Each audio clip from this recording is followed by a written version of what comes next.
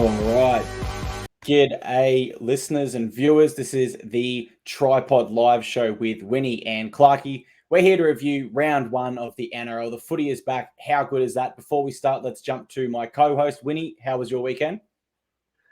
Mate, mixed weekend of results. Like, we didn't have a profitable weekend for best bets, but we did hit a nice multi. We hit take on Toppy, and both our teams won. And I will just say, if you tipped, as I kind of play with our graphics, I appreciate, sorry, that doesn't seem to be the right size there, but we'll get there.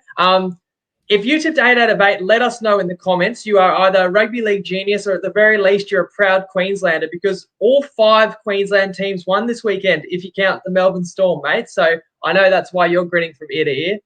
I am grinning from ear to ear, and if you're a Blues fan, then it's probably going to be as frustrating as my green screen, just slightly not making the picture there.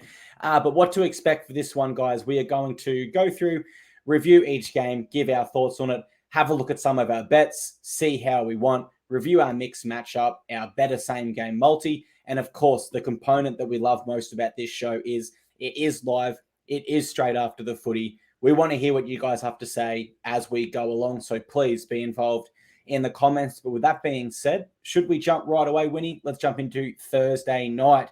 We had the Eels. I'll tell you what, mate, I'll interrupt you.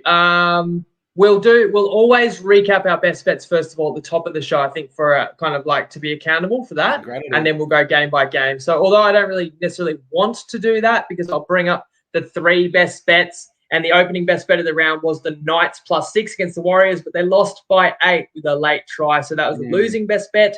The following game, we had the Broncos with the first half handicap, needed to be within 6 points. Well, they led by 6 points, so you didn't really sweat too much that one. And we had another win on our same game multi provided by Better, but we'll talk about that a little bit later. So that got us back to 1-1. And then North Queensland Cowboys -7.5. Looked the goods at 18-0 up inside the first half, but then 18 unanswered by the Raiders. Ended up being a really tight game. Again, we'll talk about these in detail. So only 1 and 2 on the best bets. We didn't win the mixed matchup this week. So if you're new to kind of following my mixed matchups, you only followed in the World Cup, that's the first one you've ever seen us lose. So apologies for that. Again, just didn't nail these picks, although I would take them all again. But we'll talk about that as we get to the games. Clarkey has take on Toppy every week, picks 1 try scorer. He hit AJ Brimson in the game that we just watched as his Titans saluted.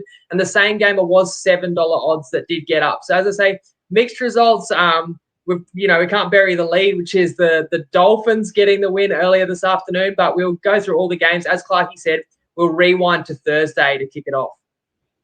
Absolutely. I mean, I've got to apologize there. What more can Jacob do for me? I've got the agenda right in front of me that says to review bets, but I was just so eager to talk some footy that I jumped straight past it. So my apologies there. As you go, guys, let us know some of your best bets that you hit in the comment section. It'd be cool to see some of those pop up. But with the important stuff out the way, let's get on to Thursday night footy. The Eels took on the Melbourne Storm. The Melbourne Storm extend their first round winning streak that started in 2002. Over 2 decades, and they defeat the Eels 16-12. Got a few notes here that I took from the game. The first one was around the Storm forward pack. They looked noticeably flat, and their discipline wasn't quite where it's been for the Eels in previous years. And whilst they did look flat, I thought the only real perk they had there was Christian Welch's offloads. He finished with 5. And I thought it was a great game back. On the previous show, I remember saying he was coming back from an ACL. It's an Achilles. Apologies there, guys. But that was a great return for him. Top 4, you guys remember me saying. I said top 4 for Melbourne Storm, but I'm assuming they remain injury-free. And, well, it's not off to the best start because, as we know, a few of their players did get injured, which we'll touch on shortly. The interesting thing for this one was, Winnie, I actually wrote at about the 60-minute mark, Storm have shot themselves in the foot. And at that stage, I did have the Eels. I saw them coming over the top. But ironically, it was the Eels that shot themselves in the foot at the very end, which cost them the game, whereas the Storm were able to defend a lot of their errors that they made. Against a forward pack for the Eels, it noticeably was missing experience. There was some decision-making there that was really questionable. One example I can provide was the Melbourne Storm had just made a tackle. There was about 5 players around the ruck. And I can't remember who, but a Parramatta Eels forward ran an inside ball straight into the 5 players, which was just crazy because there had to be some space out wide. Eels did not look very polished, but I saw enough, and I know that it's only round 1, so there's not too much concerns there. My big takeaway, Winnie, before I pass to you, is the injury woes. Xavier Coates 1 to 2 weeks, Karen Munster 2 to 3 weeks. They are set for some time on the sidelines. The Storm have already started with injuries. Do you still see them overcoming that this year and being the team that we know them to be?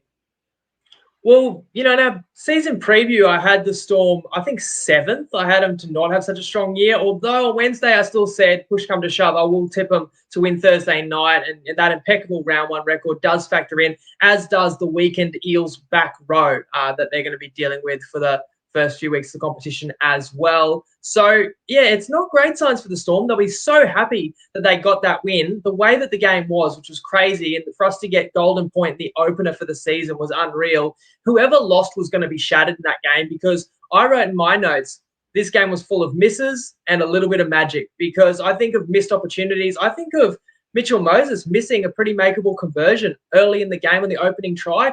Things play out differently for sure, but maybe you're up 8 late in the game instead of 6. I think of there was a key moment about the hour mark when the scores were level, where Munster put the ball on the absolute money kick across the field for Xavier Coates. If you want anyone to catch a contested bomb, it's him. But as you said, he was injured. He spilled that.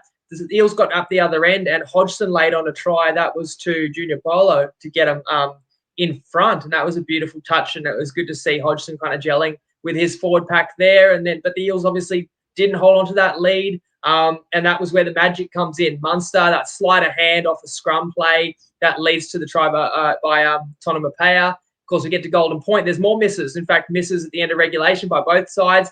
Mitchell Moses has a field goal shot that's probably going to go over, but hits the head of Garlick. Again, both sides have opportunities to win it. And then ultimately, another bit of magic, Harry Grant just seizing the moment in golden point, scoring the winning try. And from a betting perspective, I was probably closer to taking Eels with the handicap on Wednesday, because they were at home and I thought the teams are pretty evenly matched, and that the line was 2.5.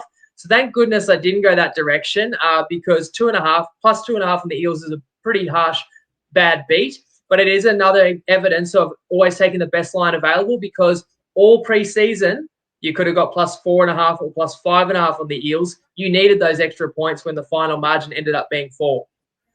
I tell you what, Winnie, I got a good story about that, because I try to get the graphics done on my page. So I had a 13-12 Storm and a 13-12 Eels, and I thought I'm safe here. And as soon as Harry Grant made that, I just had to run to the computer and quickly update another graphic. But yeah, death, taxes, and the Melbourne Storm winning in round 1. It's an incredible record, and somehow they just find a way to get it done. We move to Friday night, the 6 p.m. game there. The Warriors defeated the Newcastle Knights 20-12. We unfortunately did go down on a best bet in this one. A few things we wish had gone our way. A really, really close one, but I'll leave Jacob to discuss the bet side of that a little bit further. Both sides very sluggish in attack, I thought. It did look quite windy, and I think that did favour the Knights in the first half. As you guys might hear a big storm out the side of my house at the moment, sorry. But I think it did help the Warriors in the second half. That win looked like a genuine advantage there. Tyson Frizzell leaving the field for a HIA, a big moment. It hurts the Knights most definitely. But the biggest HIA that hurt them is Kalen Ponga. There was 13 to go. He just had 2 nice touches prior. And the independent medical doctor, who KP was not happy about post-game, ruled he must leave the field. One thing I will say for both these sides, all things considered, I think they both defended really well. It's round 1. You're not expected to be at your best. And I'll say especially for the Knights, because they were down to 12 and were still defending really, really well there. As we saw last year, a sin bin, I believe on average, was worth about 8 points to the other team, which the Knights did hold up their end of the bargain there. Warriors completion rate, Winnie, 87%. And I just feel if the Warriors can do this more consistently, they will win a lot more games. It's when their completion rate's down around that 65, 70% mark. They're just not quite good enough to get the job done. Not that most teams are when it's that low. Main takeaway from this one, Winnie, and this is a tough one to put you on the spot. It's in regards to the independent doctor intervening from a bunker in Sydney and saying Kalen Ponga, you must leave the field. Do you have any reflections on how the NRL might manage it better? Or do you think the way it is, it's got to be a player-first safety approach, no changes needed? Well, there's no perfect system. If they're not independent, you're always going to have the ones of, a team won't put player safety first when the game's on the line or if it's a grand final or whatever. If you have independent, to be honest, in real time, it was a loose ball. It was near the Warriors try line. Ponga had a chance to get it. He did collide with a Warriors defender, and he kind of looked like he copped a head high. In the replay, maybe he took it more in the chest or whatever. So it is pretty unlucky to have to be pulled off like mandatory 15 minutes of real time. And the game was on the line in the Knights' hands, and they withstood that pressure and playing with a man down, and the game was there to be won. But yeah, sure, that's unlucky. But what's not unlucky was the try they let in that extended the Warriors' lead from 2-8 on their try line, giving up a try to the dummy half after a stoppage in play. He somehow sells a dummy to 2 defenders. You're not desperate enough. So, it was a tight one. The type of game I kind of expected, where I said I thought the Knights could win or go close. And if you watch the game, they certainly could. In fact, they did look really good in the first 20. They had the lead. New Zealand got back on top of the game, to be fair. New Zealand led at the break. But again, the Knights retook the lead in the second half. So when you've got a lead and you've got +6 as our best bet, it's not like we even needed the Knights to win. I should also say, from a punting perspective, that line was crunched into +2.5. All reasons I was feeling nice and confident. Then I was worried when the who was it that got sent to the bin? Phoenix Crossland in the bin, and the Knights were on their line. They had to survive like 7 or 8 straight sets on their line. But once they did, I thought they've done really well here. They're going to go on and win this. They just couldn't find that perfect touch. But again, instead of saying why the Knights didn't get it done, I want to give all the credit to New Zealand. The defense was awesome. You talked about the completion rate, but that desperation goal line defense, headlined by Charnze-Nicoll-Klokstad, a couple of dead set try savers that looked like certain tries. One was on Ponga. I know he's not the strongest player, but he's so quick, and he broke the line. He was through, and he was held up by CNK. And that was the story, that New Zealand had the lead and just would not let go of it. So I'll give them all the credit that they deserve to win that. Of course, it's salt in the wounds that they got that late try that extended the lead. We lost our best bet, and then, of course, I was really calling out the Knights to have a good year this year, and people have already let me know that I was wrong about that. Personally, I'm not going to give away the Knights' whole season yet, because it was a tough game to play New Zealand in their opening match on home soil, and New Zealand was inspired, and New Zealand just wanted it a little bit more at the end of the day. Yeah, certainly I will offer. I had the Knights as high as 9th when I did my initial ladder, so I was certainly high on them as well. Jeremy Kerwin had a comment roll through there where he thought that Ponga stayed down. I have seen that a lot around social media this weekend. I don't think so, just because I think from the perspective that if he does stay down there, there's no penalty there because it's just incidental contact. I don't think he was really playing for a penalty there. I think he genuinely might have been dazed momentarily. And it just wasn't aware of it. And that's the way concussions work. They affect every single person different, which is why it's such a tough subject. One subject that's not tough for Winnie, and that's the better same game multi. So we'll start with the Friday night. The Penrith Panthers lose at home to the Brisbane Broncos, 13-12. I don't know where to start with this one, because it was the third game of 2023 and it threw a massive shock result. I love that. I know people that backed our better same game multi loved it also. So, Winnie, it's your turn. Over to you to boast. Tell us about that, mate. A phenomenal same game multi. Thanks, mate. Yeah, put a bit of work into this to get it organised. We gave you the heads up on Wednesday that it would come out on Friday afternoon, which it did, and then we posted it on all our social channels as well. And again, we've got a TryPod Discord channel where you can even opt in for notifications. I'm new to Discord, but a lot of people tell me they really enjoy it, so we just made it another way to find our content. And as I scoot over here, let's relive that same gamer that we kicked the season off with. 3 legs, and we went Crichton to score, and he did score the opening try, which was pretty nice. We had the Broncos +6.5 first half, which was just the TryPod best bet, so no further explanation needed. And then I went neither team to 30, again, leveraging on the fact that we spoke about on Wednesday and in the season preview that the Panthers just are not in top gear yet. And that's by design. They're not going to be. It's just impossible what they've been through. And to give themselves the best chance to win the competition for a third straight time, they're going to actually need to taper somewhat. And that made them vulnerable in this game, which is why we went against them for a best bet and against them with the same game multi. So very juicy start in terms of how I saw the game. You know what? It was very similar to the World Club Challenge game. In fact, same score, 13-12. Panthers defeated, some wet weather involved, the visiting team getting the big upset win and deserving it as well. Brisbane responded to that early try by the Panthers. Of course, I'm nervous because I've just watched the Knights give up a 12-10 lead and lose 20-12. And then next best bet's Broncos first half. And I watched the Panthers score a 70-metre try, even though I was happy it was Crichton. Not happy to be down 6-0. But Penrith didn't score it for a long time after that one. And in fact, it was Brisbane that got a 12-6 lead. And I talked about how Crichton might want to really punctuate that he wants to be there because it was in the headlines that he'd signed for a new club. Likewise for the Broncos, their centre, Herbie Farnworth, who's not going to leave at the end of 2023, had a double. In fact, that was the reason Brisbane was up at halftime. And overall, I thought Brisbane's forward pack just really stepped up and really matched it with Penrith all night long, if not won the battle there. Cobbo, we said would have errors, but boy, is he dynamic. He was outstanding. He had some outstanding touches, as well as the fact that as a guy that usually plays wing, he should probably be a bit more wary of the sideline, bundled over the sideline twice.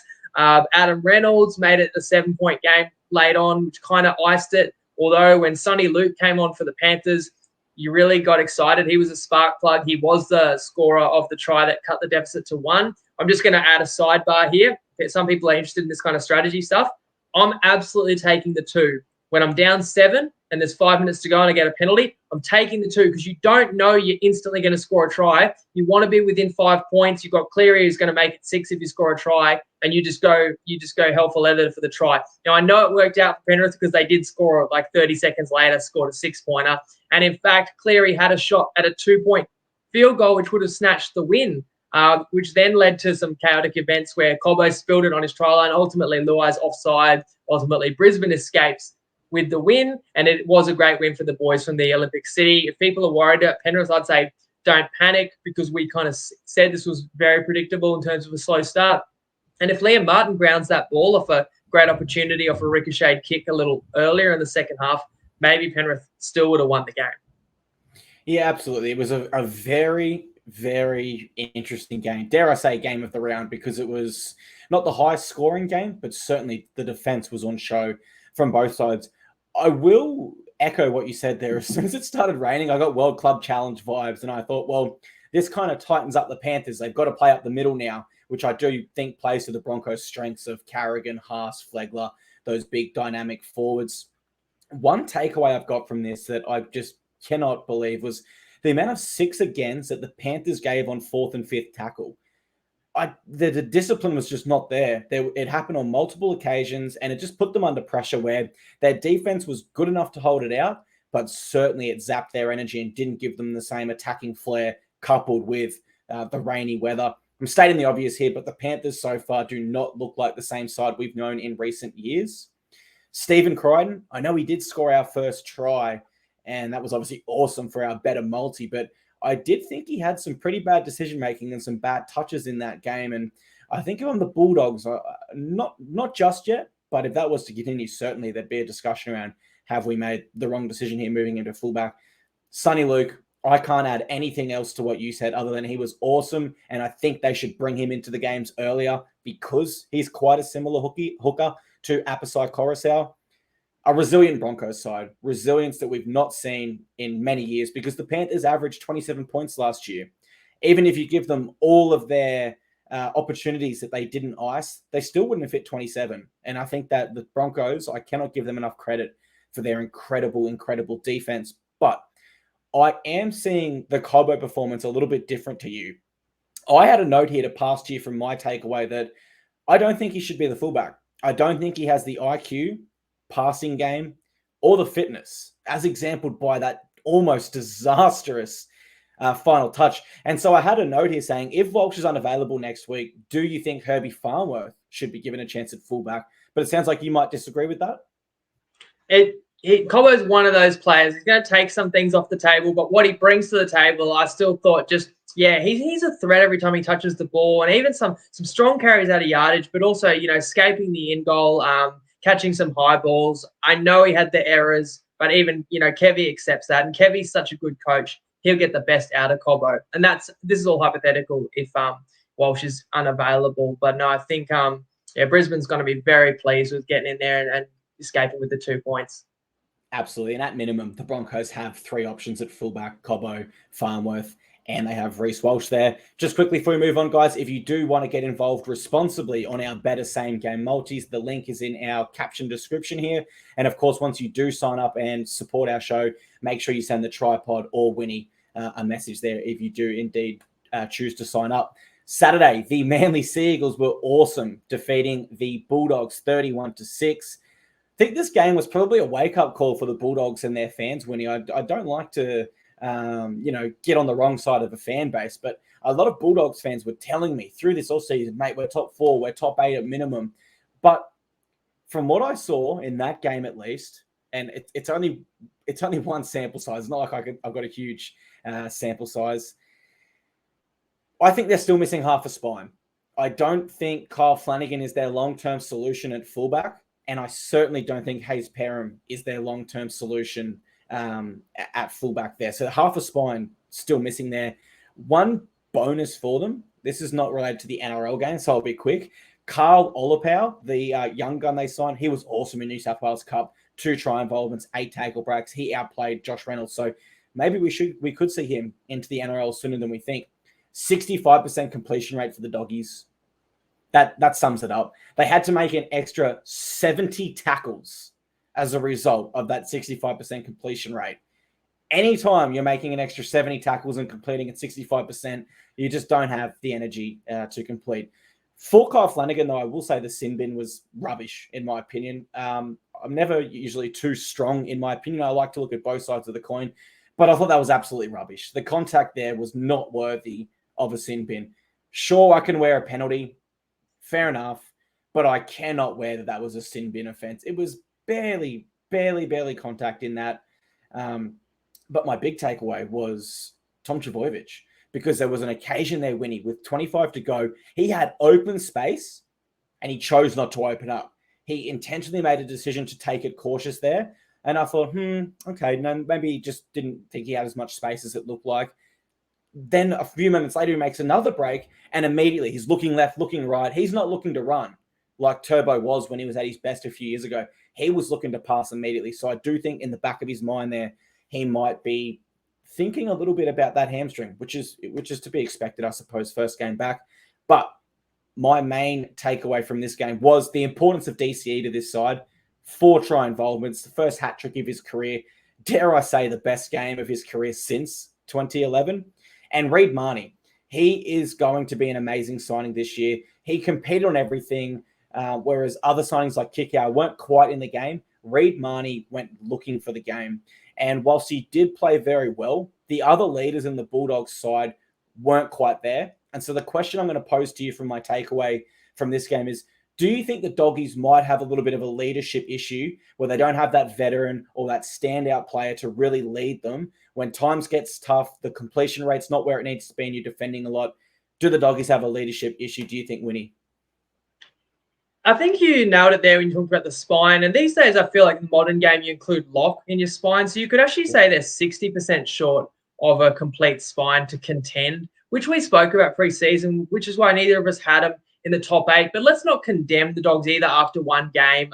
I did actually make a note that Luke Thompson, losing him for the whole season, and there's a veteran forward, that is a tough loss. But look, the reason they lost this game, you touched on completion rate. I had it here. Like, it's perfect conditions, and they had 15 errors. That's the story right there. 2 of the errors are directly handed a try to Manly. So you kind of take them away, it wouldn't have been such a big deficit. Now, a comment coming in from Matty O'Keefe, who was a staunch Seagulls fan, talking about Tommy making business decisions, and that's the note I had. I had the word cautious as well, but I just think he played with the handbrake on, partly because you would be very nervous after what he's been through the last 12 months, and also the game was comfortably in hand. I think as the season goes on, he's obviously going to open up, especially in games where they need him. I really thought, and I would also shout at the Undertaker while I've got him there too, because I believe he went 6-0 on his bets this weekend. So there's plenty of sharp minds in the TryPod Facebook group and Discord, again, sharing tips beyond myself, who didn't have a winning weekend, I'm sorry to say.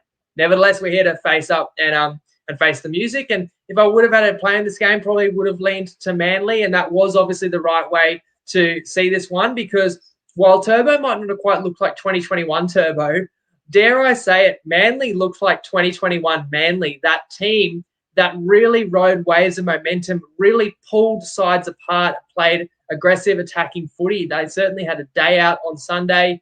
The only difference I had from what I witnessed yesterday compared to 2021 was DCE scoring 3 tries and Turbo only 1. It was usually the other way around a couple of years ago. So again, now you look back at the preseason form and you say, is that not a mirage? Is this the reinvigoration of Seabold? You're going to add Schuster to this team. The Eagles fans are certainly going to be confident and sky high after this one. And going back to the Bulldogs, a lot of work to do. But again, that was to be expected. They also have a new coach and some new faces in key positions.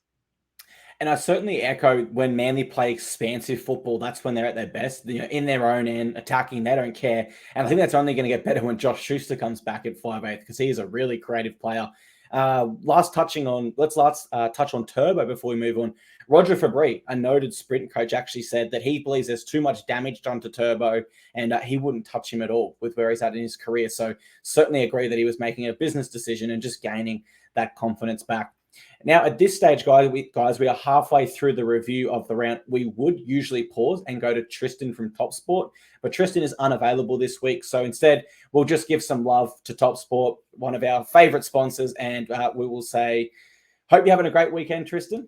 Winnie and I certainly back that you are. That'd be paying $1.01 if there was a market for that. And if you guys do want to join TryPod to take advantage of our mixed matchups and some of their other markets, the sign-up code is TP Live. And of course, like always, guys, make sure you're messaging TryPod or Winnie on his Facebook if you do decide to sign up and support the show. We move on to the Raiders v. the Cowboys, or did you want to talk about the Sharks and Rabbitohs first?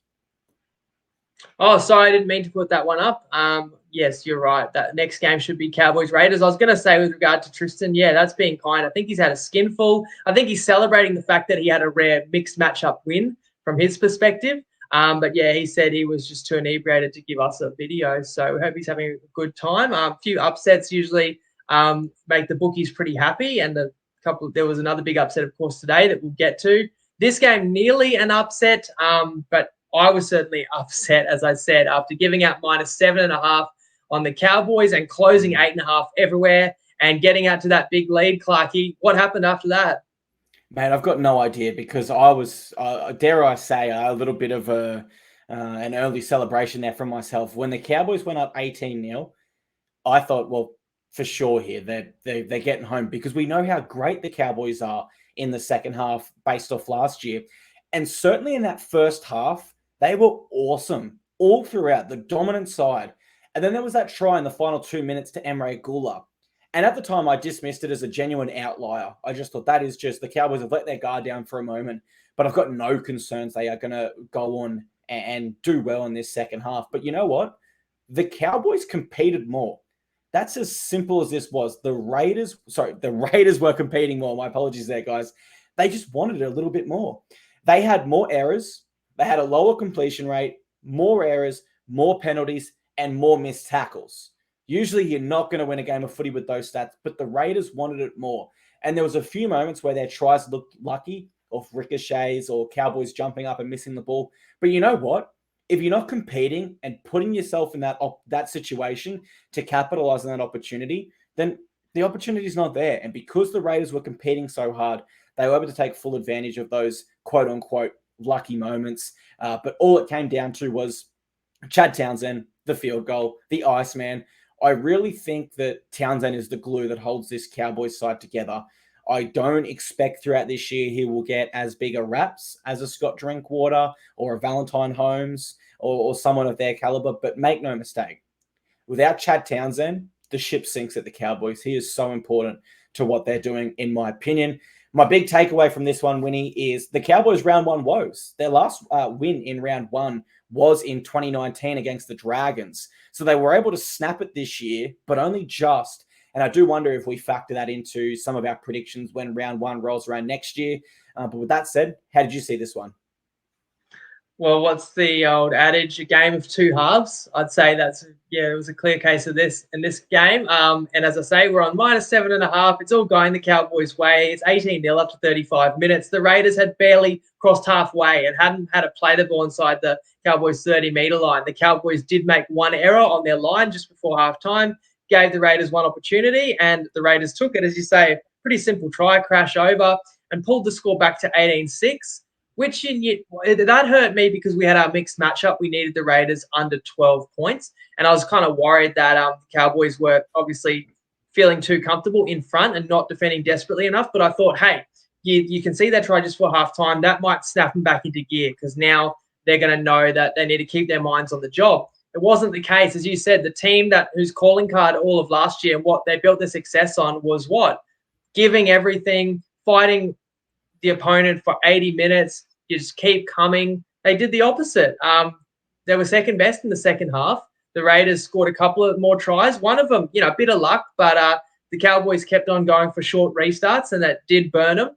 They went for it one too many times, and Whiten actually strides in and leveled the score up at 18 all. And then the Cowboys could have easily lost this game, and ultimately they'll be happy because they snuck out of there. And I feel like a good team, when they don't play well and they still win, the coaches kind of like that because they can treat it like a loss, but they can still bank the 2 points. So I feel like North Queensland's ultimately will be happy, but I'm not because we copped the L on the best bet there. Top 4 side in our preview for yourself? So I lost you for a second. I did have the Cowboys top 4. Yeah. And so I asked, do you think this was a bit of an outlier of a game? Are you still keen on them? Or do you think they have been brought back to the pack a little bit, or just too early to tell?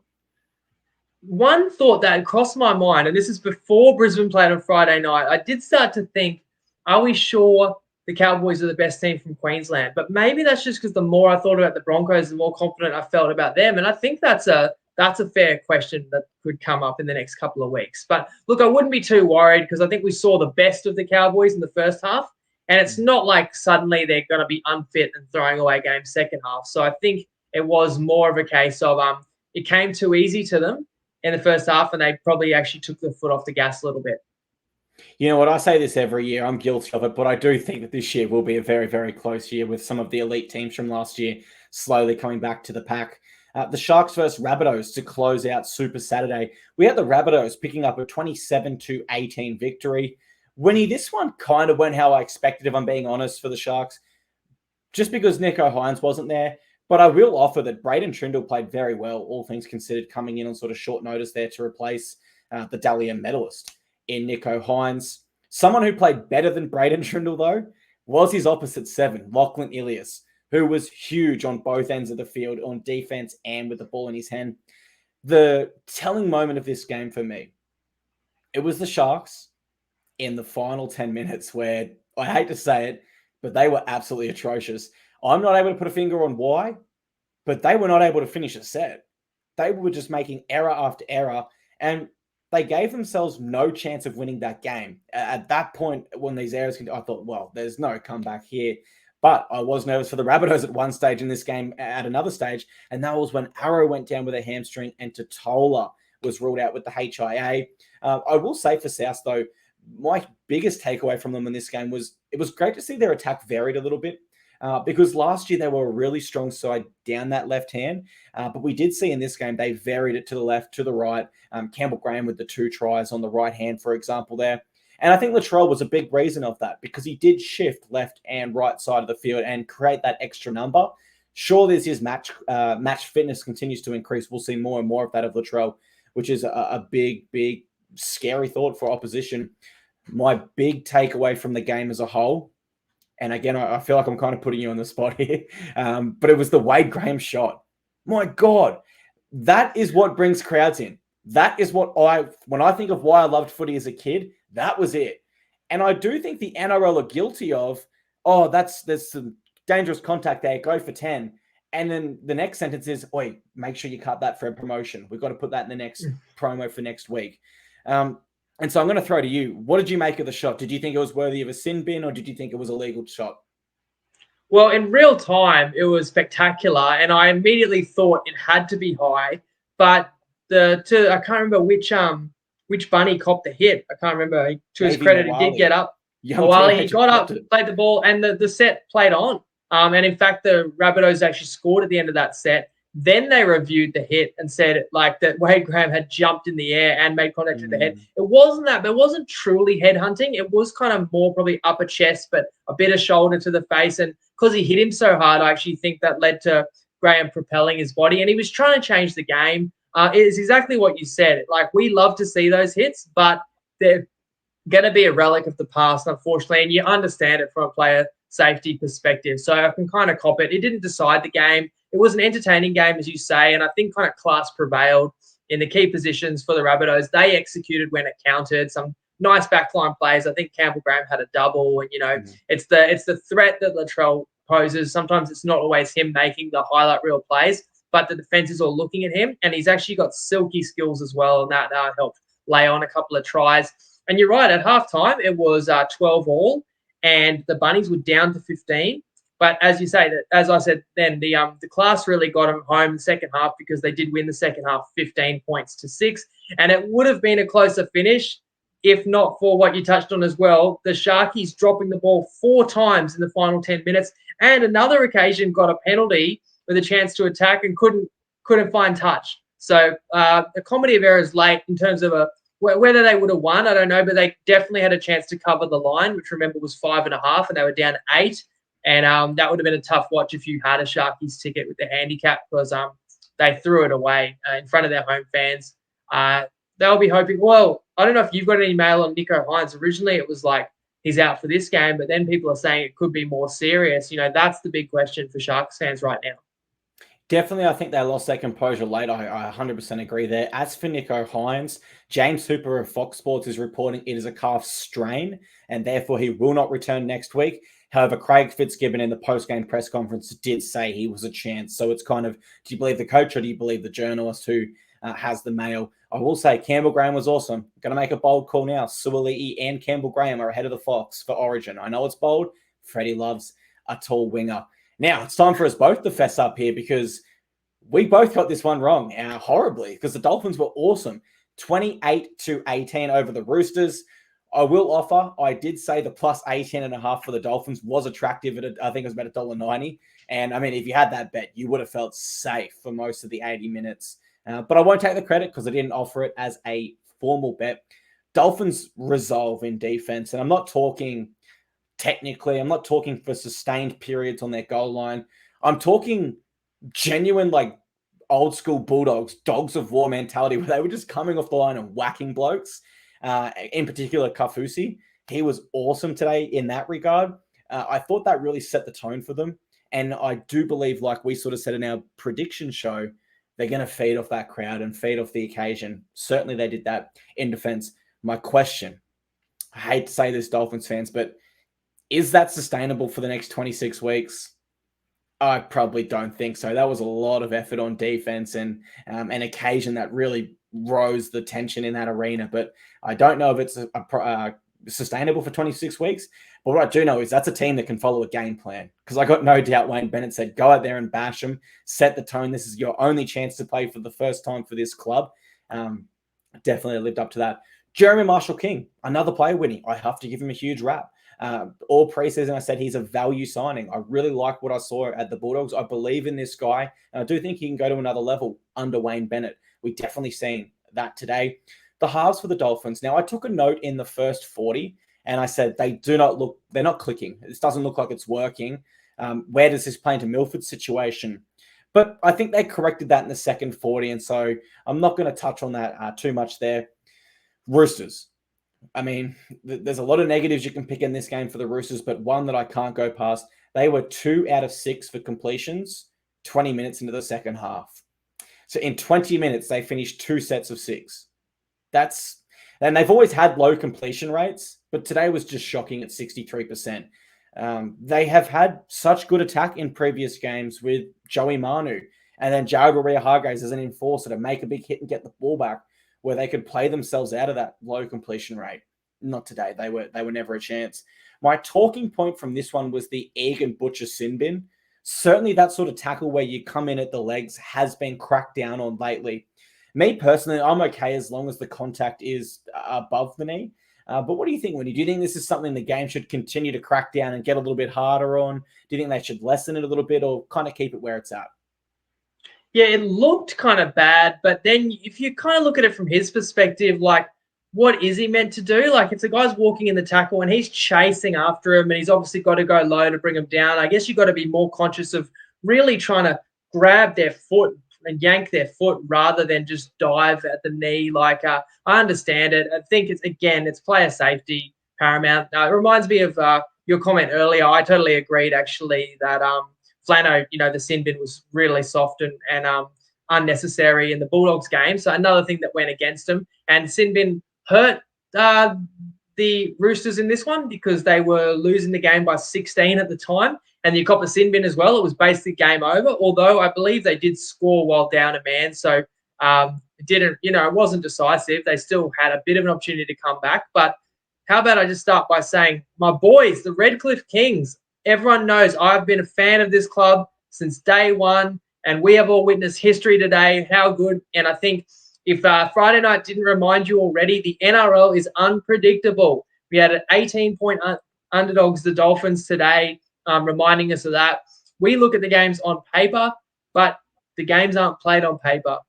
You play them for a reason. And look, although you can say we got it horribly wrong, because we're not going to take credit saying we predicted that score. It was shocking.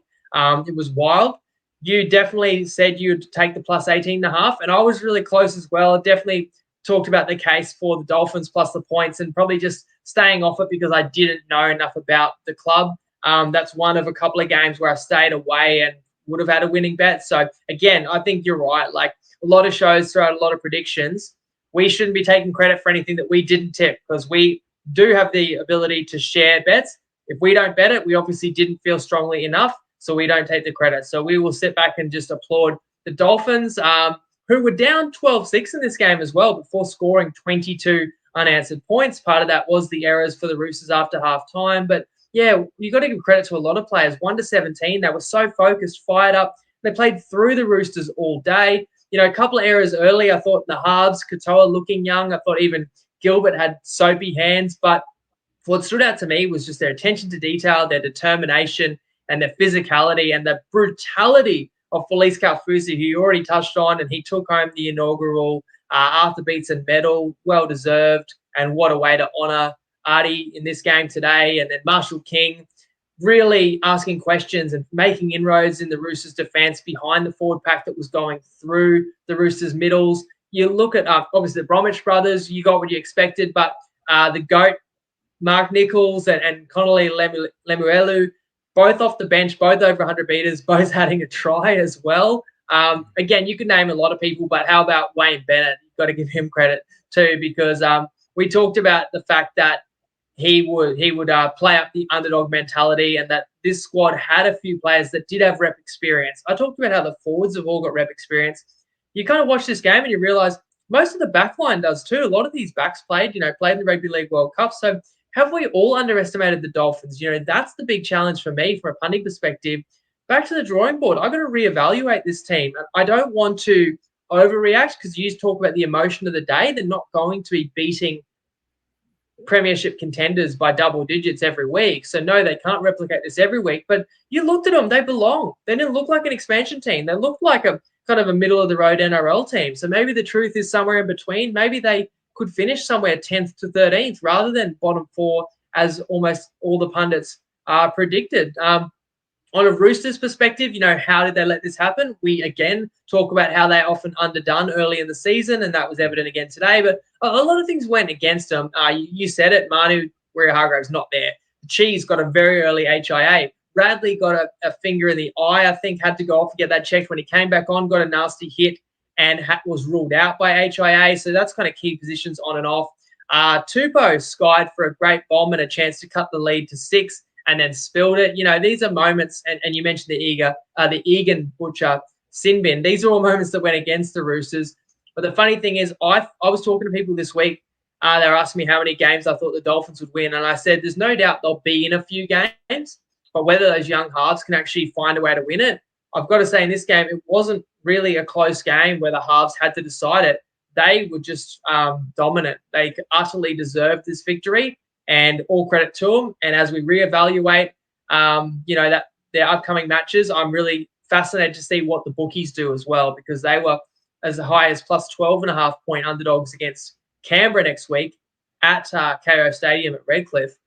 You have to think, even though the Raiders gave a good account of themselves this weekend, that line's going to come down. So, again, look forward to Wednesday, where we will preview round 2 and the Dolphins. We're going to be very interested to see if they can back this performance up. That's for sure.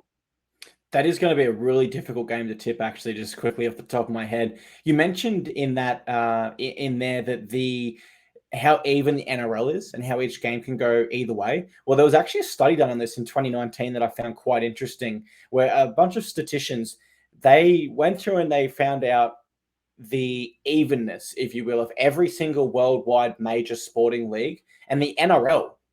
Like guys, think we're talking worldwide. Like there's like probably random leagues in Poland of soccer that are, professional sport. We're talking every single professional league. The NRL was the most even.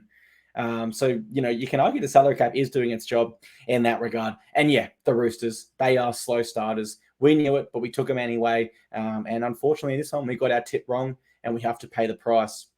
Final if anything, maybe the Roosters should be allowed a bit more salary cap so they can, catch up with the rest of the competition, because they couldn't even beat the expansion team today. So they might need to sign some new players. They might need to get Spencer Leniu early release, maybe, as well as Dom Young. I do agree. They should be allowed to, sign a few more players. I was thinking, Conor McGregor on a minimum contract with third parties that equal $10 million outside of the cap from Uncle Nick. That sounds absolutely fair to me.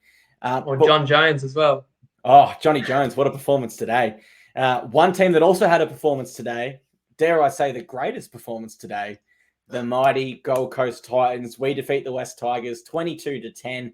And one thing I'll say about this game is our defense really impressed me, because the Tigers had us under the pump, a lot of this game. Tigers' completion rate was relatively low to where they'd like it, but I thought they were playing expansive footy that suited their style for a lot of it, and they were playing that in their own end even, throwing the footy around or floating. I was impressed with the Tigers today, even though they did lose by the 12 points there. The foreign combination with Dave Fifita caught my eye. Dave Fifita previously on the right-hand side last year. He moved to the left to play with Kieran Foran, although Kieran Foran did leave the field with 24 minutes to go with a knee injury. So Titans fans collectively hold our breaths until we hear the results from that. The Tigers' second half tries. Now, they did come 20 minutes apart, but during that whole 20 minutes, I felt they had the Titans, their foot on the throat, ready to score at any moment. And to the Titans' credit, we held on, and we somehow just kept turning up and defending that line. Our discipline wasn't where it needed to be today. And I've no doubt if the Titans don't correct that, then they will struggle in future games. There was 8-3 penalty count, and a lot of those were just really silly. They just didn't need to happen. The talking points I've got from this one, Winnie, I hate to put you on the spot with such a serious question, but the Titans are obviously a premiership dark horse, and I wanted to get your thoughts on that, please. Well, people are saying holding their breath on 4, and he certainly looked good, and he's always going to add that leadership, but you're pretty lucky that you had Campbell on the bench and that Brimo could slot into the halves. So I feel like there's instantly a solution there, whether or not he can play. So, look, can all 4 Queensland teams make the finals? I mean, that could be a talking point out of the weekend. I'm wondering how many times this season both our teams are going to win, the Dolphins and the Titans. This is a special day in that regard. Look, what was sad before the game, but after our preview pod, was the loss of Beau Fermor. That hurts for the season. Doing an ACL in training the week of the season kickoff is tragic, honestly. Another note for me was Tigers choosing not to start Api Coruscant, which was curious. I know he wasn't starting those last couple of games for Penrith, but that was a little bit of a different story. He's captain of the Tigers. Although it was the Titans that had the horror start, they kicked both their opening kickoffs out of the full. They had a dropout that didn't go 10. So, yeah, you were probably sitting there thinking, here we go. In fact, the Titans withstood that and found themselves leading 12-2 when Appy finally came onto the field and had to chase the game. And that was the halftime score, which is quite a low score, considering that the point you made, that the Titans were playing enterprising footy. It was exciting to watch. They just couldn't nail that final pass. Again, something we touched on in our preview, to be expected, because it's a new system, it's new coaches, new attacking coach. It's not all going to click from day one, and that's okay, to be honest. I know it's disappointing for the Tigers to lose at home, a game that's, they're favoured to win, in front of the Leichhardt faithful, but they're just going to have some patience. And, you were probably nervous, Clarkie. You talked about those back-to-back Tigers tries. They were down, I think, 18-6.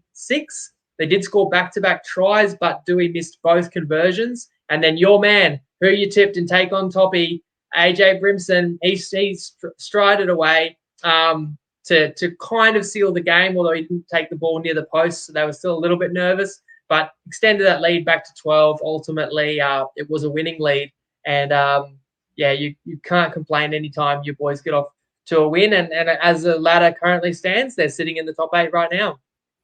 And just for the punters at home, I just want to make it known, 100% record when it comes to take on Toppy markets this year with Brimo. And I'm hoping to keep it that way for the punters as well. Question regarding the Titans. Let's say worst case scenario, Foran is ruled out for a couple of weeks. Do you move Jaden Campbell to fullback, Brimson back into the halves? Or do you keep it how it is and bring Sexton back in? No, definitely I go Campbell fullback and Brimo in the halves. I kind of thought that was going to be their best combo. And if it was up to me, not saying I know more than Holbrook, but I would have maybe had Foran as my halfback, but if that's not an option, they like Tanner Boyd and he didn't do anything wrong today. I think Campbell's electric, and I think Brimo's perfectly suited to play in the halves. He did score his try in this one once he had relocated to the halves. So, another reason that we narrowed it down for a field of players that you could select where you did take Brimo was I liked the Titans in this one. So it's kind of another one I feel I left on the table, should have pulled the trigger and taken them, as with the Dolphins. Could have had a couple of wins today, but woulda, coulda, shoulda, I suppose. Definitely, I'll be back in the lab, but definitely plenty of room for improvement for myself. But it is a long season, guys. Just like I said about, Knights' most improved team and stuff. The Cowboys lost in round 1 a year ago to the Bulldogs, and everyone already thought they were going to come last. And look how they did. So nobody should toss away all their hopes. Still so long to go, and we will definitely strive to provide more good tips than bad ones over the course of this season if you stick with us. Most definitely. And back to your podcast, the 9 punting gospels. You want to avoid those knee-jerk reactions and stay consistent over the long run to get the best possible results when it comes to punting. But we want to say thank you very much to everyone who has tuned in tonight. We're going to close off the show here. We will be back on Wednesday at 7:30 p.m. Australian Eastern Daylight Time with our round 2 preview. That'll include all the best bets, and Winnie and I are running through every game and how we're seeing it. If you want to keep up the punting discussion, you can on the TryPod group on Facebook. And if you want to see stats, injuries, teams of the week and more coming out of round 1, then check out my page, Clarkie's Rugby League column. Other than that, I will see you all next week, and I'll hand it over to Winnie to close out the show. Well, that was great fun, mate. Enjoyed it and can't wait to chat again about round 2 on Wednesday. And by popular demand, I'm going to end the show by saying, have a great week, everyone, and Lego!